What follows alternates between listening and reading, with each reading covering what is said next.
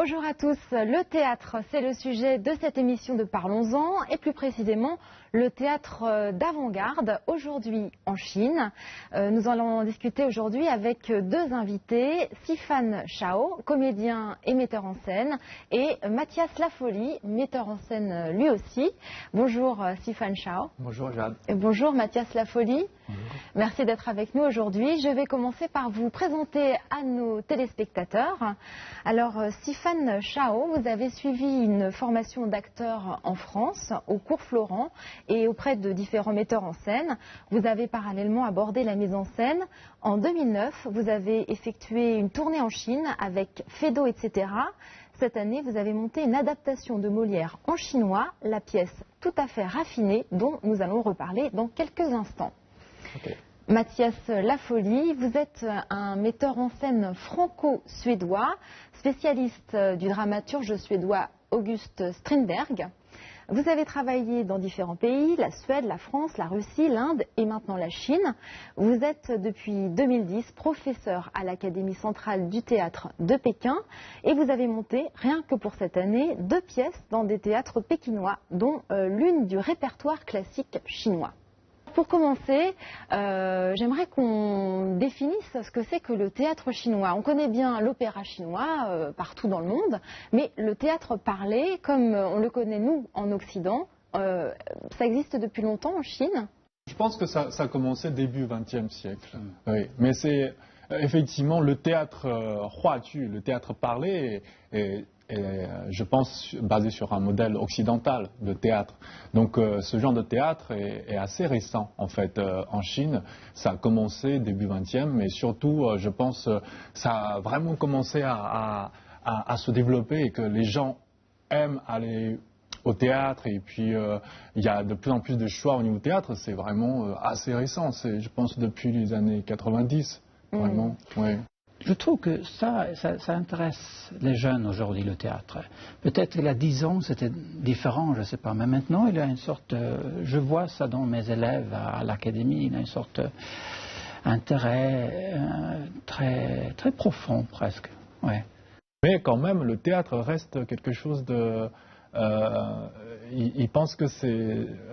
en général, les gens pensent que le théâtre, ça appartient à une partie de la population, comme les gens qui aiment aller dans les cafés, les gens qui aiment aller voir les expos, ça reste quand même...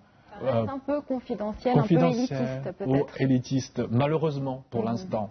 Alors en ce moment à Pékin, il y a un événement qui fait descendre le théâtre dans la rue, qui l'ouvre à un plus large public, c'est le festival des arts scéniques de Nanmo-Guxiang.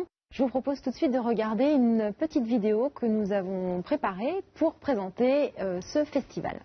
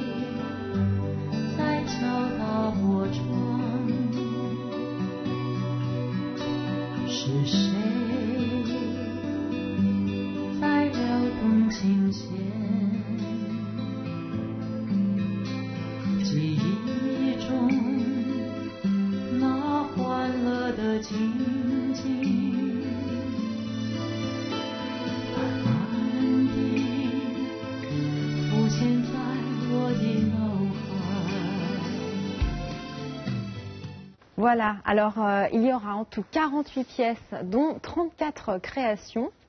C'est un festival important.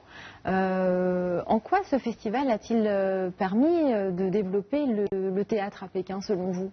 Je pense qu'il a vraiment contribué au paysage actuel d'art et spectacle à Pékin. Et surtout, ça a permis à beaucoup de de personnes de se faire entendre leur voix, ce que eux ils font dans leur création. Vous, Mathias Lafolie, vous avez 2 pièces qui sont présentées pendant ce festival dans 2 théâtres différents.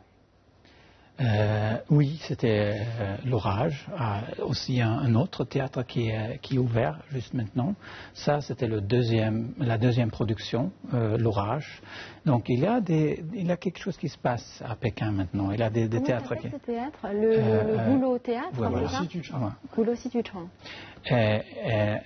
Là, la directrice voulait trouver quelque chose qui était chinois, mais aussi vu par un œil étranger. Comme ça, j'étais invité pour faire un spectacle basé sur quelque chose de très chinois, mais comment moi, avec mes lunettes, pour voir cette pièce. Donc c'est quelque chose qui se passe. Je crois qu'il y a un intérêt de trouver la fonction de théâtre aujourd'hui. Hao, c'est vraiment les gens qui font du théâtre peuvent l'ouverture pour vraiment chercher, il invite les gens pour chercher quelque chose, et aussi pour les spectateurs.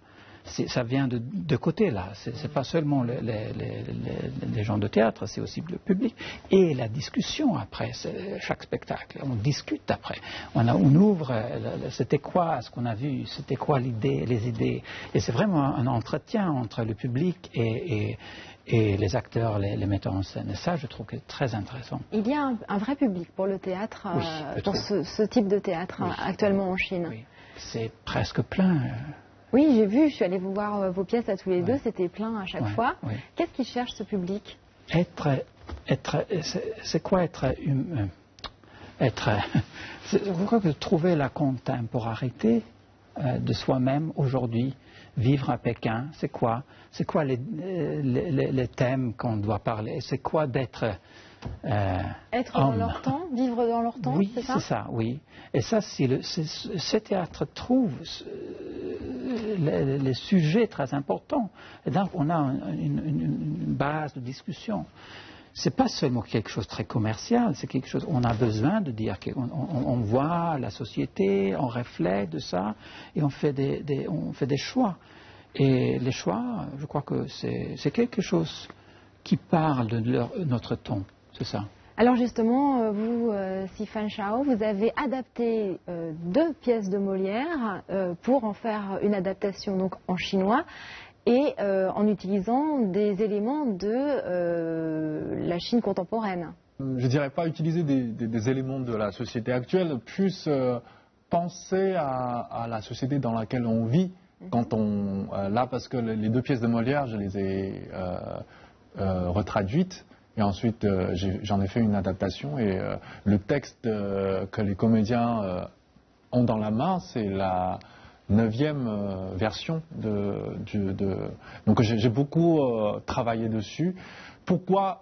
D'abord parce que je veux que le théâtre soit un théâtre vivant, justement, que ce ne soit pas un théâtre mort. Et ça commence par le texte. Et surtout quand c'est un texte traduit, ça ne peut pas être un texte uniquement littéraire, mais un texte qui est vivant, qui peut être joué sur une scène par des gens vivants. Donc, du coup, pour moi, c'était très important de retraduire et d'en faire une adaptation, et surtout, par ça, de dire pourquoi faire ce spectacle aujourd'hui, en Chine, en 2014. Donc, il faut qu'on ait forcément une raison quand on crée, de trouver ces raisons-là. Pourquoi aujourd'hui on parle de ça et pas quelque chose d'autre? Et comment parler à tous ces gens-là? Et comment les intéresser? On va regarder tout de suite un petit extrait puisque les comédiens sont venus dans le studio pour nous jouer. Donc, quel extrait de la pièce? Alors, ils ont joué un extrait de la pièce Les Précieuses Ridicules de Molière. Là, la première scène, c'est une scène de discussion entre le père Gorgibus et les 2 sœurs, Madelon et Catos, 2 sœurs qui viennent de province, qui viennent d'arriver à Paris. 我想这2个丫头是疯了，叽里咕噜叽里咕噜，搞得我晕头转向的卡豆马德龙。爸爸，你别再用这种稀奇古怪的名字叫我们好吗？什么稀奇古怪的名字？那可都是你们的乳名。父亲，你有多么的俗不可耐！您知不知道，初入巴黎上流社会的男男女女，一定都是从罗马、希腊、波斯的名字里选一个给自己做称呼。这个世界上让我觉得最惊奇的事情之一，父亲您这样的人，怎么能生出我这么一个才女？卡窦、马德龙，这个名字有什么典故？放在任何一个小说里都会挨骂的。对呀，叔，稍微娇气点的耳朵听了这样的名字都会百般不适。姐姐给自己选的名字波利克塞娜，和我给自己选的名字阿曼达，您不得不承认温文尔雅，有大家风范。父亲，我们才到巴黎不久，让我们好好的嗅嗅巴黎上流社会的气味吧。我们会从容的编织属于我们的爱情故事，不要草草了事，随便写下我们的结局。我们一定要讲究穿着，衣服裙子不用说，连布啊、罩腰、脚上等裁缝做，这才绝对高级。毫无疑问。说到这里，我想起我昨天拜访一位公爵夫人，她是我的朋友，我一时兴起，临时来了一首即兴诗，说来给两位小姐听一听，因为即兴诗我可最擅长了。哟，即兴诗就是智慧的试金石。哟，听好了。哟，洗耳恭听。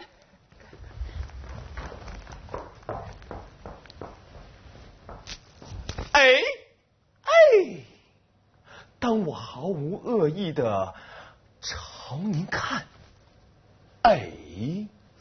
一不留意，你的眼睛就悄悄地偷走了我的心。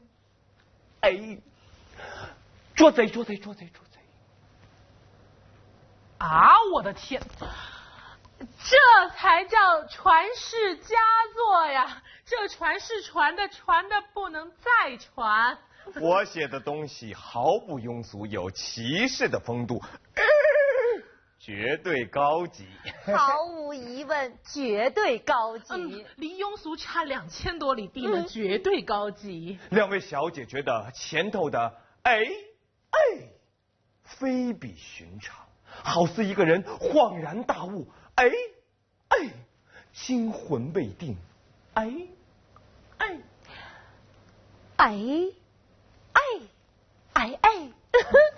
真是锦上添花。这真算不了什么。你说什么？这可是无价之宝。写出比写出一部史诗还要难能可贵。两位小姐真有鉴赏力。鉴赏力确实不差。那两位小姐不觉得这句也很好吗？当我毫无恶意的朝您看，就是说我在观察你，我在欣赏你，多么天真，多么善良，就像一只可怜的小羊羔，一不留意。我以前都没有注意到过，瞧，多么的不拘小节，一不留意。还有，你的眼睛就悄悄地偷走了我的心，悄悄的。两位小姐觉得这个词用的怎么样？是不是恰到好处？对呀，悄悄的，偷偷的，好像猫捉耗子，无与伦比的美。把我的心拿走了，抢走了，捉贼！捉贼！捉贼！捉贼！是不是让两位小姐觉得一个人一边在捉贼，一边喊着捉贼！捉贼！捉贼！捉贼！毫无疑问，这种表达方式拿捏的是恰如其分。毫无疑问，这种表达方式显出了才情跟风情。唱给两位小姐听一听，我为这首诗专门谱的曲子。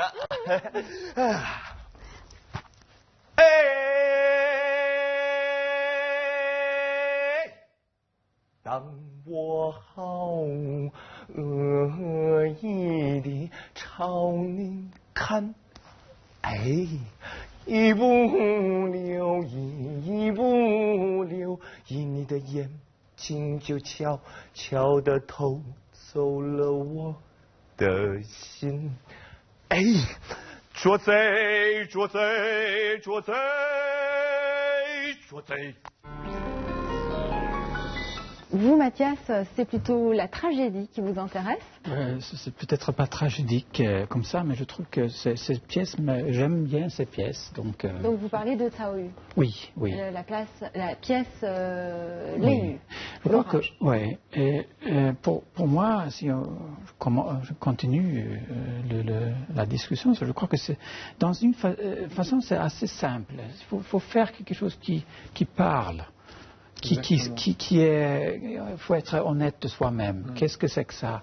Faut pas faire trop compliqué, je crois. Sinon, on va faire ça, on s'éloigne du public. Mais alors vous avez rencontré une autre difficulté, c'est que vous avez fait jouer des acteurs en chinois, oui. Une pièce chinoise, oui. Et vous êtes suédois. Oui, je suis suédois. Le français n'est pas ma langue, je m'excuse. J'essaie de trouver.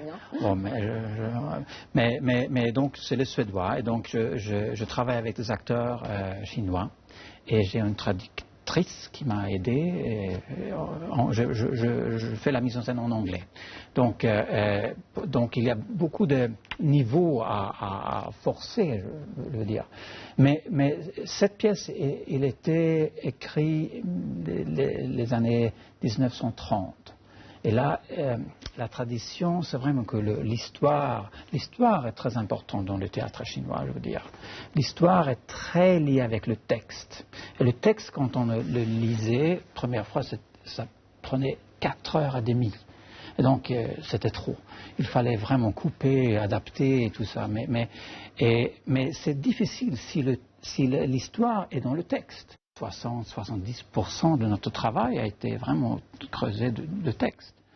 Oui, je me rends compte en effet que les comédiens chinois, les comédiens de théâtre en Chine, ils sont très, oui, ils ont cet enseignement qu'il faut tout jouer par le texte, par comment dire le texte. Donc je pense que leur travail de diction est un cours très approfondi dans les conservatoires. Le cours de diction, comment bien parler. Mais en fait, je pense que oui, effectivement, il faut bien parler, il faut faire entendre le texte, parce que le texte, c'est le départ de tout. Mais je pense qu'on est tous d'accord sur le principe. Mais c'est sur peut-être le moyen qu'on est différent. C'est que faire entendre un texte, c'est pas forcément articuler le texte. C'est de comprendre de quoi on est en train de parler et d'entrer dans les situations. D'entrer dans les situations et de voir comment ces personnages-là évoluent dans cette histoire, ce qui se passe en eux. Et tout ça, c'est pas forcément un travail superficiel de la diction du texte. C'est un problème que vous avez rencontré aussi, Mathias? Oui, je trouve que le texte c'est un piège. On peut se cacher derrière le texte. Et on parle. J'adore les acteurs chinois. Ils sont vraiment. Ils adaptent le texte très vite, par cœur, comme ça. Mais c'est quoi les sentiments? Pourquoi ces mots? C'est ça ce que je travaille avec mes élèves au conservatoire, pour trouver qu'est-ce que c'est derrière le texte. Ils sont peut-être trop respectueux du texte. Ils ne prennent pas assez de liberté, selon vous? Voilà, le texte, c'est quelque chose de pousser le texte. Mais je trouve que c'est vraiment le texte, c'est un moyen d'expression. Ce n'est pas le but soi-même. Le texte, c'est quelque chose comme base pour trouver.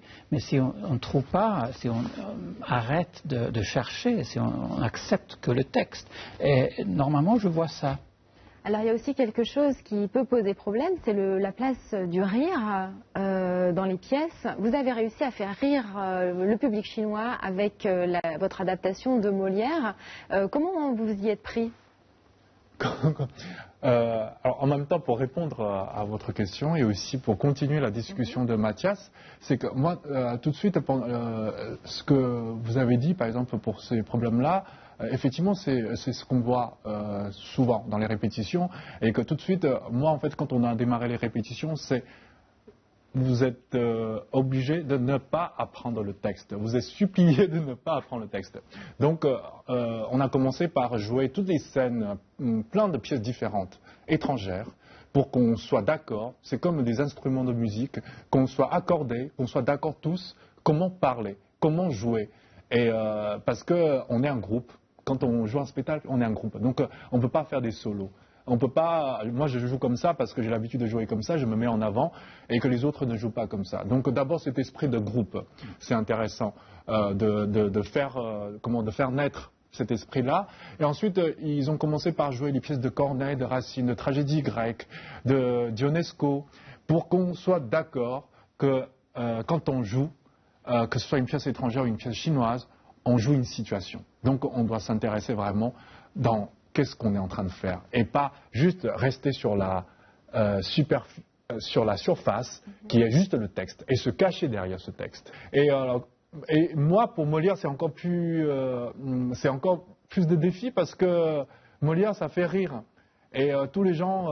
Mais ça faisait rire à l'époque de Molière et en France. Oui. Alors comment on peut faire rire avec une pièce de Molière aujourd'hui en Chine?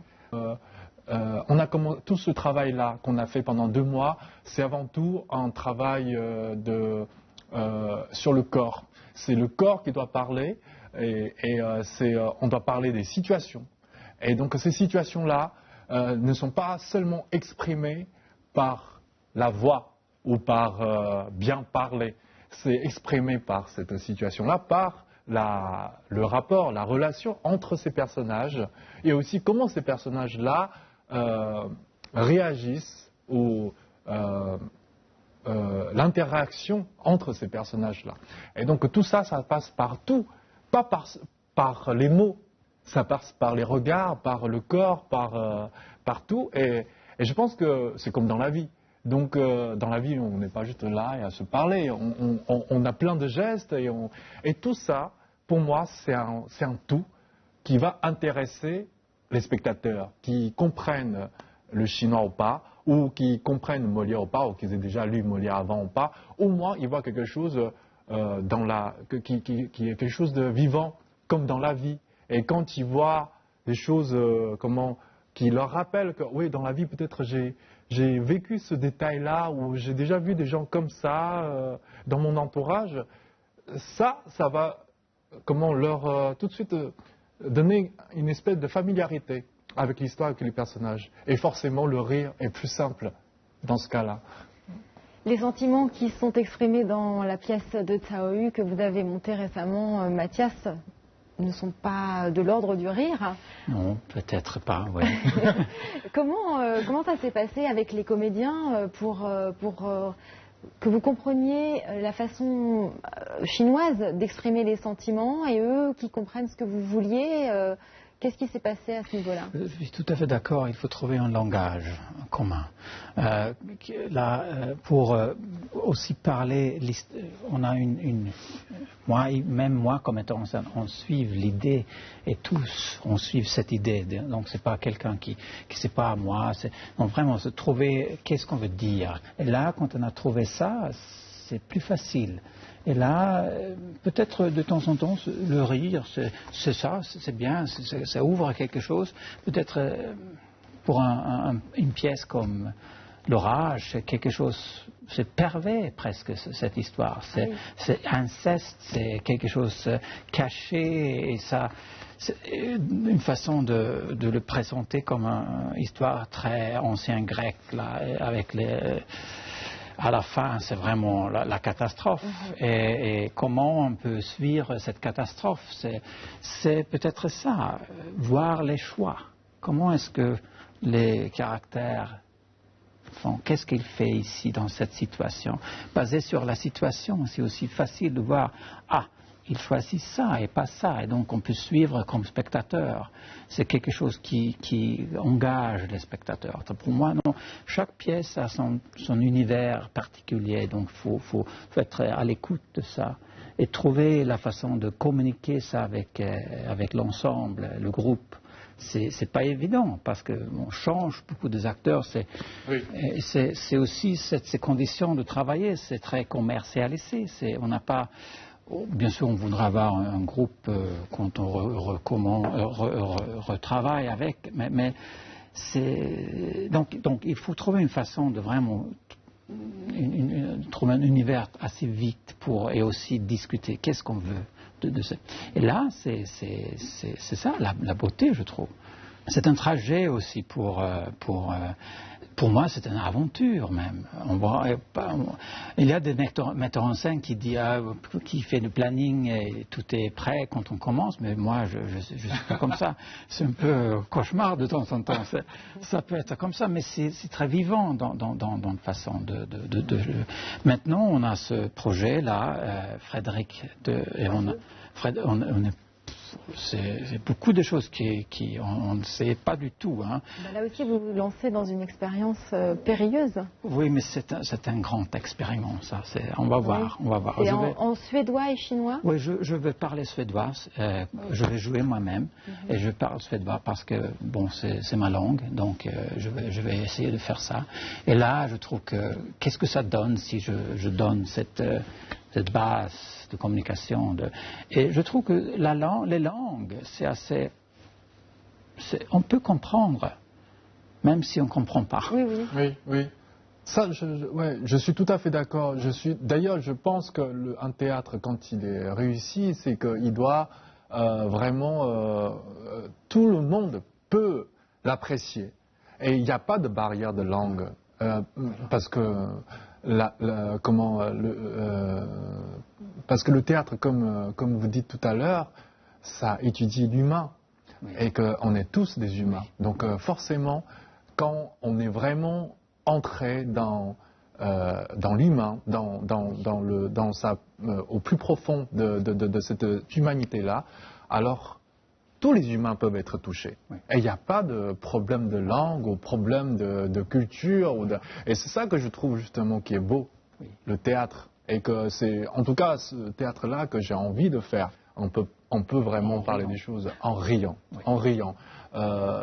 En tout cas, c'est peut-être mon goût personnel, mais j'ai envie d'amuser le public, que le public... déjà, dans la vie, c'est pas tous les jours marrant, alors si en plus, mais ça ne veut pas dire qu'on fait des choses, on rit bêtement et on rit gratuitement. C'est qu'on rit des choses, Identification. Oui, parce que. C'est une façon de prendre de la distance, le rire. Oui, moi en tout cas, le théâtre que je fais, j'ai envie de prendre la distance. Je dis tout le temps à mes comédiens, je dis, il faut qu'on soit super flexible et qu'on entre et qu'on sort de cet univers. Et que le théâtre, c'est de la joie. C'est ça que nous, on a envie de faire. C'est qu'on a envie que ce théâtre-là ouvre plein de portes différentes, plein de possibilités différentes. Que chaque spectateur, quand il partage ce moment de théâtre avec nous, il puisse ouvrir sa propre porte-là. On ne lui donne pas une porte. On dit, va ouvrir cette porte et va dans cette pièce-là. Non, nous on est là pour leur donner ce choix-là. Il y a toutes ces portes-là. Que ce soit vous ou vous, quand vous ouvrez cette porte, peut-être que ce que vous allez voir, c'est différent. Mais cette différence-là, ça fait partie de chacun. C'est parce que nous, tout le monde est différent. Donc forcément, par rapport à notre propre vécu, la porte qu'on ouvre, ce qu'on voit, le paysage, est forcément différent. Et nous, les gens qui font du théâtre, je pense qu'on est là pour ça, pour construire le plus de portes possible, pour ouvrir pour inviter tous ces gens à partir sur un voyage imaginaire. Mathias Lafolie, Sifan Chao, merci d'avoir été avec nous dans cette émission pour nous parler de théâtre. Nous devons malheureusement nous quitter maintenant. C'est la fin de Parlons-en. Merci à vous de nous avoir suivis et à samedi prochain pour la prochaine édition.